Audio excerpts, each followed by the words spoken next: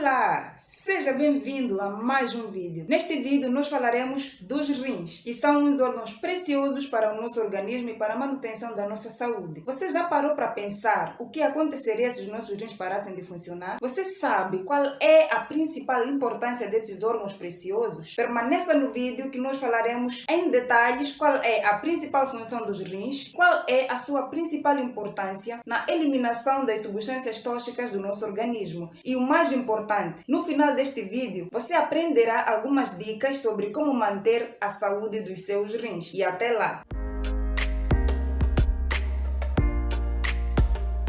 Para responder à questão sobre o que aconteceria se os nossos rins parassem de funcionar, é fundamental compreender quais são as principais funções dos rins. Os rins desempenham uma grande função dentro do nosso organismo, que envolve a filtração de resíduos tóxicos e excesso de substâncias do sangue, como produtos metabólicos, como por exemplo a ureia, as toxinas, o excesso de sais minerais e produtos químicos indesejados, como por exemplo os pesticidas. Vou aqui explicar este processo de filtração usando esta representação ilustrativa do sistema urinário. Temos aqui estas artérias onde passa o nosso sangue. Então, o sangue com excesso de substâncias é conduzido até aos rins, onde vai ocorrer a sua filtração e de seguida estas substâncias vão ser eliminadas sob a forma de urina, passando pelo ureter, que é este canal que liga os rins à bexiga, e posteriormente será eliminado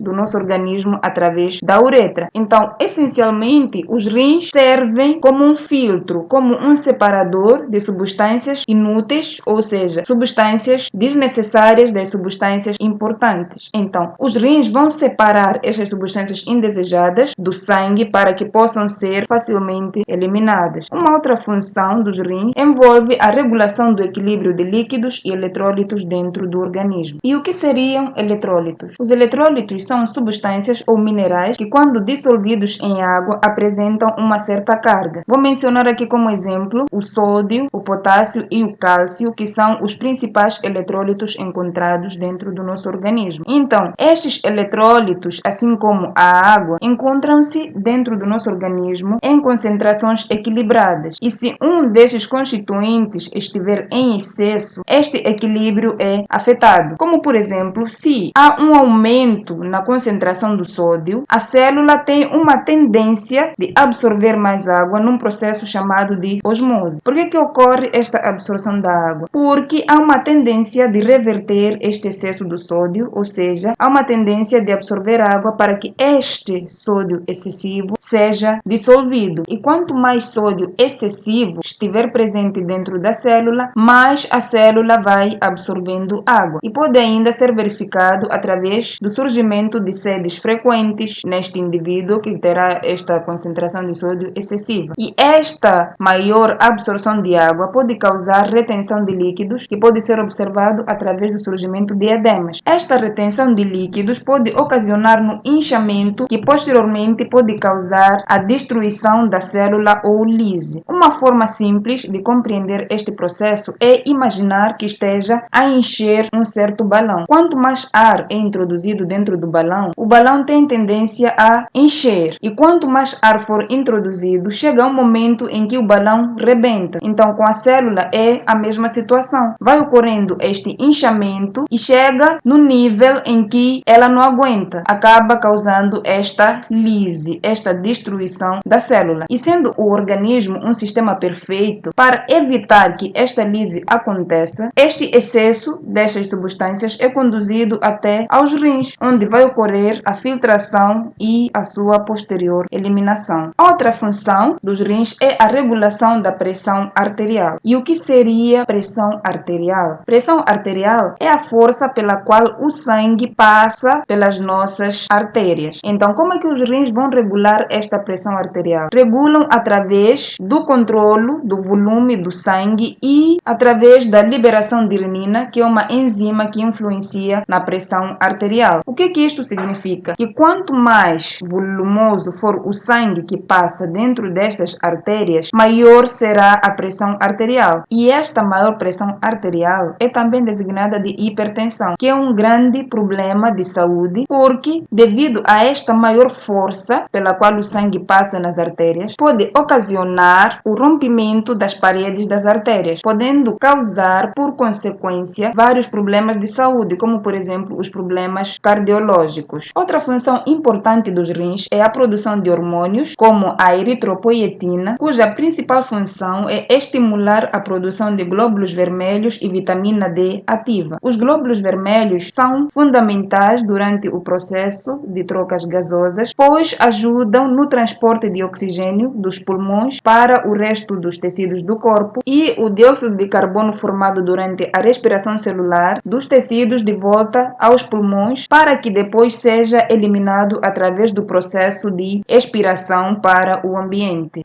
E então, o que você acha que aconteceria se os rins parassem de funcionar depois de saber todas estas funções importantes dos rins?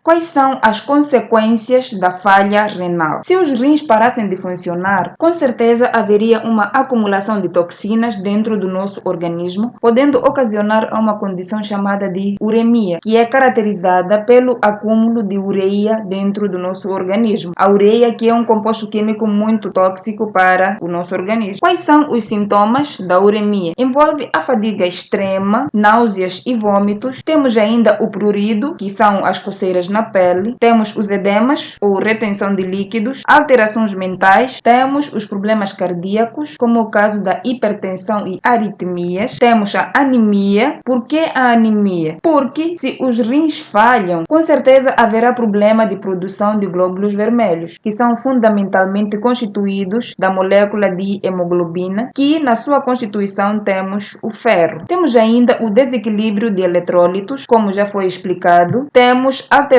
na frequência urinária, que pode ser caracterizada através do aumento da frequência urinária ou ainda diminuição, dependendo da situação. Como é feito o diagnóstico da falha renal? É feito através de exames de sangue e urina, onde são retiradas certas amostras de sangue ou urina e analisadas em um laboratório, de modo a identificar certas substâncias indesejáveis presentes dentro destas amostras, como por exemplo, quando faz-se análise de urina e é detectada a presença de sangue. Temos ainda a ultrassonografia renal, onde é possível ver a imagem do rim e os outros órgãos em volta e assim identificar caso exista algum problema. Quero aqui salientar que este conteúdo é de caráter informativo e não substitui prescrições médicas, o que significa que quando notar algum problema de saúde, seja ele ligado aos rins ou em geral, é necessário sempre procurar por acompanhamento médico para melhor diagnóstico e tratamento.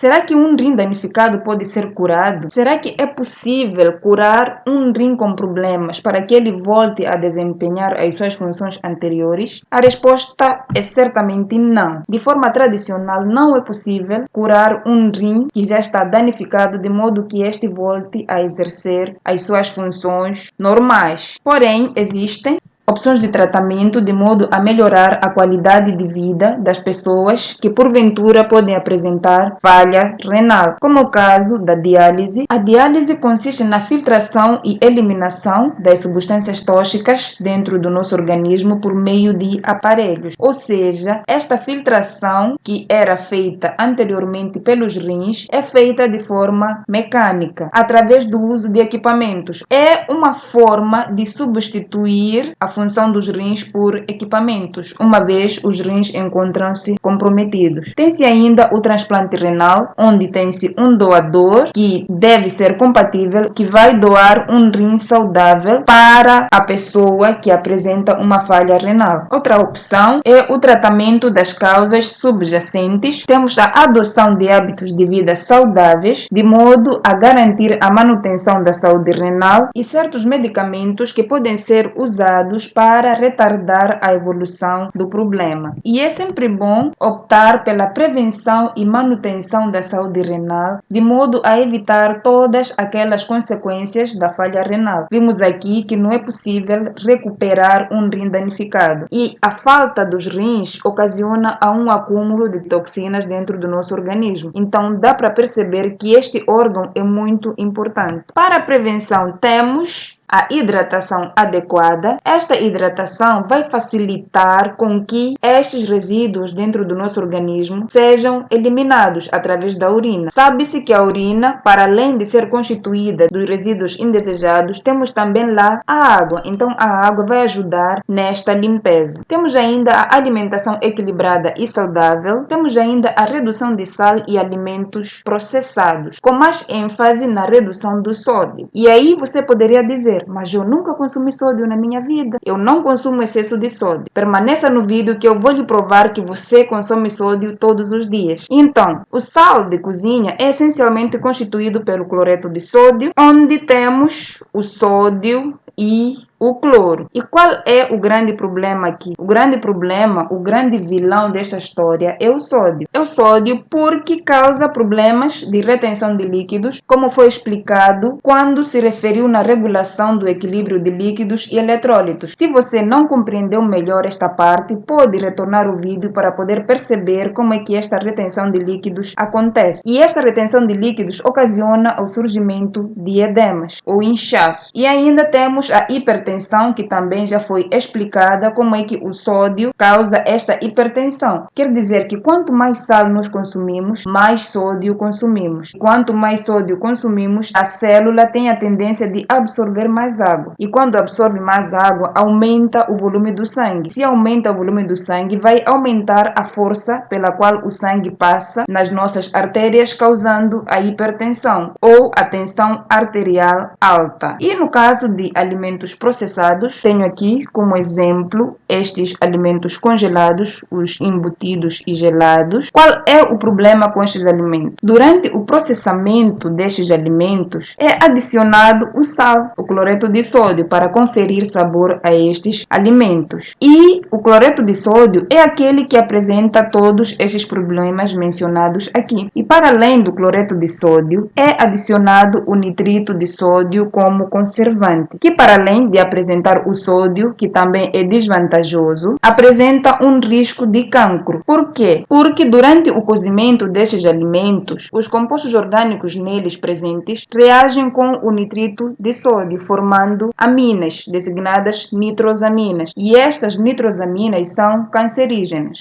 Temos ainda o consumo moderado de proteínas. As proteínas que são geralmente encontradas nos produtos de origem animal e alguns grãos. Por que tem que se moderar o consumo de proteínas? Sabe-se sim que as proteínas são muito importantes para o nosso organismo, mas o seu consumo tem que ser moderado, porque as proteínas são essencialmente uma sequência de aminoácidos, onde temos o grupo amina. E durante a metabolização destas proteínas, há produção de ureia. E esta ureia é tóxica ao nosso organismo. Sendo uma substância tóxica, é conduzida para os nossos rins para que possa ser filtrada e eliminada. O que significa que quanto mais proteína consumirmos, mais ureia será produzida. E se mais ureia for produzida, mais trabalho os nossos rins terão de filtrar esta mesma ureia. Então, para pessoas que têm problemas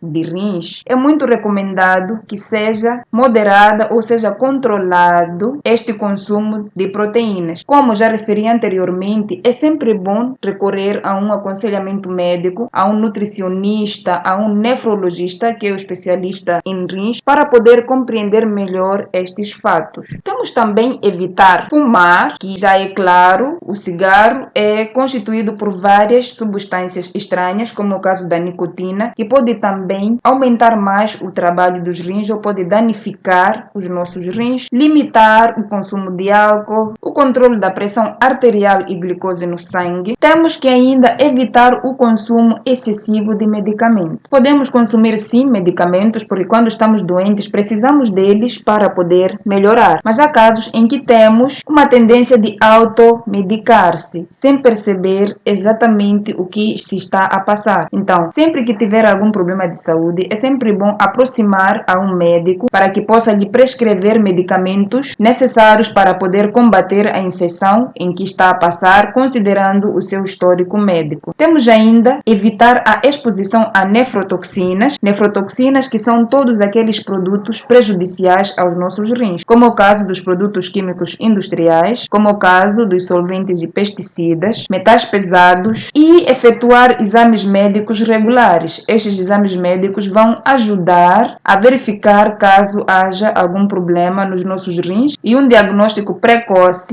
é sempre bom para que se possa adotar medidas corretivas. E por fim, temos os exercícios físicos regulares, que são muito importantes para nos mantermos ativos e saudáveis. Obrigada por ter assistido o vídeo até o final. Se você achou este conteúdo útil, subscreva-se ao canal. Se você gostou do vídeo, deixe o seu like e partilhe. E o mais importante, nunca se esqueça de cuidar da saúde dos seus rins. E sempre que notar algo estranho no seu organismo, consulte um médico. Você é daqueles que usa a frase "o que não mata engorda" para justificar os seus erros, para justificar as coisas estranhas que consome? Pois eu lhe digo, a partir de agora, eu recomendo que mude esta frase. E que tal esta? Um estilo de vida saudável, uma saúde prolongada e um organismo saudável. Porque o que não mata, não engorda. O que não mata pode prejudicar os seus rins, pode levar-lhe à falência renal, assim como ao comprometimento dos outros órgãos. Então, cuide da sua saúde e nos vemos no próximo vídeo. E não se esqueça de subscrever seu canal para mais conteúdos como este. Tchau, tchau!